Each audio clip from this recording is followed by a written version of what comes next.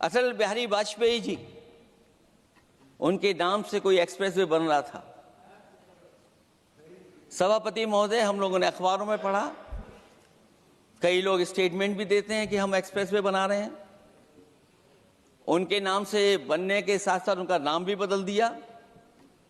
पहले वो चंबल एक्सप्रेसवे बन रहा था, फिर अटल जी के नाम से एक्सप्रेसवे बन रहा था।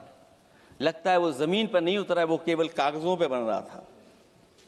तो ये तो एक्सप्रेसवे की बात हुई। सबसे बड़ा सवाल ये है कि किसान को लेकर के इन्होंने कहा कि किसान की हम आय दोगुनी कर देंगे। आज हमारा किसान इस उदारीकरण में कहां खड़ा है? जिस किसान को लेकर के पूरे देश के सभी राजनीतिक दल चिंतित रहते हैं, इस डील के बाद हमारे किसानों का हाल क्या होगा?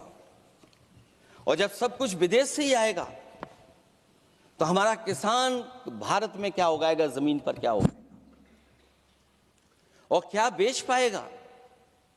सभापति महोदय, सरकार ने बड़ा बड़ा बजट पेश किया, कहा कि हम एग्रीकल्चर इंफ्रास्ट्रक्चर तैयार करेंगे, एग्रीकल्चर इंफ्रास्ट्रक्चर से हम मंडियां तैयार करेंगे, बाजार तैयार करेंगे, एमएसपी लागू करेंगे। हमारे किसान जब काले कानून के खिलाफ लड़ रहे थे, बड़ी संख्या में जान चली गई, उसके बाद सरकार कहीं पीछे हटी और उन्होंने काले कानून वापस लिए। लेकिन आज भी किसानों को जो कानूनी गारंटी मिलनी चाहिए, वो अभी तक एमएसपी की कानूनी गारंटी सरकार नहीं दे पाई है। और जो 23 क्रॉप और हॉर्टिकल्चर क्रॉप और दूध को लेकर के सरकार दावा करती कि हम सब्जियां इतना, हॉर्टिकल्चर क्रॉप्स हमारी इतनी ग्रो कर गई हैं, हम दुनिया में इतना पैदा कर रहे हैं। दूध के जब आंकड़े बताते हैं कि दुनिया में हम दूध का उत्पादन इतना कर रहे हैं, और अगर आपका बजट ही विकसित भारत का बजट है, तो हमारे हॉर्टिकल्चर क्रॉप्स और जो हमारा किसान दूध का उत्पादन कर रहा है, दूध का उत्पादन हो रहा है, उसके लिए एमएसपी की गारंटी कब देंगे आप लोग?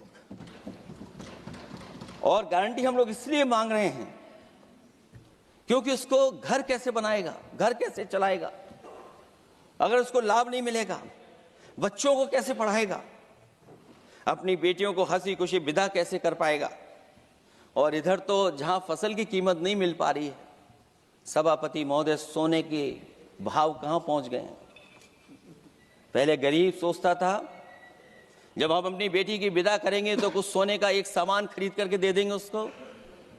जैसे जैसे बीजेपी की सरकार चली और आगे बढ़ती गई, 12 साल ऐसे हैं आ गए कि अब तो चांदी तो दूर, अगर यही सरकार चलती रही तो लोहे पर पीतल चढ़ाकर भी गरीब अपनी बेटी की विदाई नहीं करा पाएगा। कैसे अपने भविष्य के लिए 2 पैसे जमा कर पाएगा? मतलब आज क्या खाएगा, कल के लिए क्या बचा पाएगा? ये किसानों के बड़े सवाल हैं। भाजपाई किसानों को लाभ नहीं पहुंचाना चाहते हैं, ये किसी और को लाभ पहुंचाना चाहते हैं। कुछ अदृश्य लोग हैं जिनको लाभ पहुंचाना चाहते हैं, क्योंकि इनका बजट,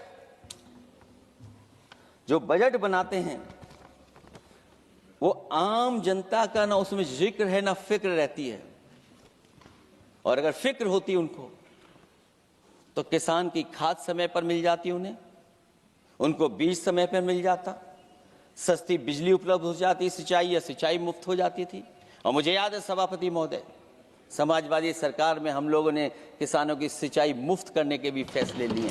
बेंगलोर, मुंबई, सब पे उन्होंने मार्क किया हुआ था। हरियाणा तक में भी उनका मार्क था। मैंने पूछा है ये आपने जो अंकित किया है क्या है? उन्होंने कहा यहाँ हमारे ऑफिसेज हैं, या यहाँ हमारी इकोनॉमिक अपॉर्चुनिटी है, यहाँ हम इन्वेस्टमेंट करने जा रहे हैं। यूपी डार्क जोन था, उनके मैप में यूपी नहीं था। आज यूपी सेमीकंडक्टर इंडस्ट्री को अट्रैक्ट कर रहा है।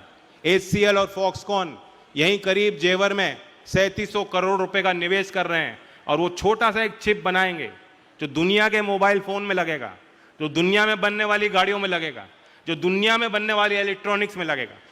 ये सब इसलिए संभव है क्योंकि लीडरशिप अच्छी मिली। विजन के साथ काम कर रही है, स्थिर सरकार है। यहाँ किसान भी आए हैं, उन्हें मालूम है ये अमरोहा की धरती में कुछ तो खास है।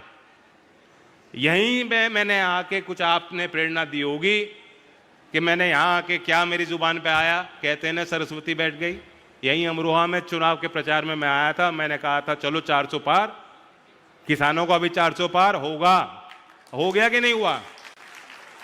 3000 करोड़ का अतिरिक्त लाभ उत्तर प्रदेश के किसानों को गन्ने के भाव 30 रुपए बढ़ाने से मिला। ये वो इंडस्ट्री है जिसकी कल्पना चौधरी अजीत सिंह जी ने की। आपने वो तस्वीरें देखी, वीडियो देखी, वो ब्राजील गए जहां पे इथेनॉल की मिक्सिंग बड़े पैमाने पे वहां फ्यूल में होती थी। उससे प्रेरित होकर उन्होंने यहाँ इथेनॉल मिक्सिंग की शुरुआत की। आज आप देख रहे हैं कि देश किस प्रकार से तरक्की कर रहा है। इथेनॉल के लिए, इथेनॉल को बढ़ावा देने के लिए हर सरकारी बजट में, पेशकश में एक बड़ा पहलू होता है कि किसान, और उसी का पहलू है कि इथेनॉल को बढ़ावा मिलेगा तो जो आप खेती कर रहे हो उसका बेहतर भाव भी आपको मिल सकेगा। आज दूसरे देशों के साथ भारत करार कर रहा है। एक विस्तारवादी व्यापार नीति का ये एक दृष्टिकोण है और ये जरूरी भी है। भारत के व्यापार की वो तस्वीर दुनिया में जानी चाहिए, वर्ल्ड पावर के तौर पे, एक ग्लोबल पावर के तौर पे, एक रिस्पॉन्सिबल ट्रस्टेड पावर के तौर पे भारत को देखा जाना चाहिए। और ये सब कोशिशें उसी के दृष्टि से की जा रही हैं। बड़ी खुशी होती है। लेकिन इस सब में प्रधानमंत्री जी ने और भारत सरकार ने एक मत रखा कि व्यापार होना चाहिए, लेकिन उसका लाभ किसको मिले। अभी जो करार हुआ है यूएस के साथ, फाइन प्रिंट आप पढ़ोगे, चीज़ें बाहर आएंगी, सार्वजनिक होंगी। मैं अगर कोई जिज्ञासा है कि क्या हुआ है, क्या तय हुआ है, हमें क्या लाभ मिलेगा, मैं मोटा मोटी समझा दूं। यहाँ जो लोग आए हैं सब ग्रामीण पृष्ठभूमि के हैं। यहाँ कोई 1000 करोड़ का कारखाना लगाने वाला व्यक्ति नहीं होगा। वो इंडस्ट्री वाले तो वहाँ महोत्सव में आए हैं। यहाँ कोई 1000 करोड़ वाला आदमी तो नहीं है ना, कोई नहीं है। अब जिसका कारखाना हो 1000-2000 करोड़ का, जब हमने यूएस के साथ डील की है, उनके लिए तो प्रतिस्पर्धा बढ़ जाएगी, उनका भी कोई नुकसान नहीं है। वो global product, global value chain का हिस्सा बनेंगे। जो प्रतिस्पर्धा में उनको सीखने का मौका मिलेगा, क्वालिटी इंप्रूव करने का मौका मिलेगा, उसका लाभ उनको मिलेगा। लेकिन उनको अभी प्रतिस्पर्धा को फेस करना पड़ेगा। लेकिन 1000 करोड़ के नीचे जितने लोग हैं, चाहे काश्तकार हो, कारीगर हो, कामगार हो, किसान हो, मछुआरा हो, जो छोटा उद्यमी हो, एमएसएमई यूनिट लगाने वाला व्यक्ति हो, कुटीर उद्योग लगाने वाला व्यक्ति हो, हैंडीक्राफ्ट का काम करने वाला व्यक्ति हो, उन सब को इंडिया और यूएस डील का सीधा लाभ मिलने वाला है। ये मेरा दावा है और विश्वास के साथ ये बात मैं आपके बीच में कहना चाहता हूं। कौशल विकास की हम बात करें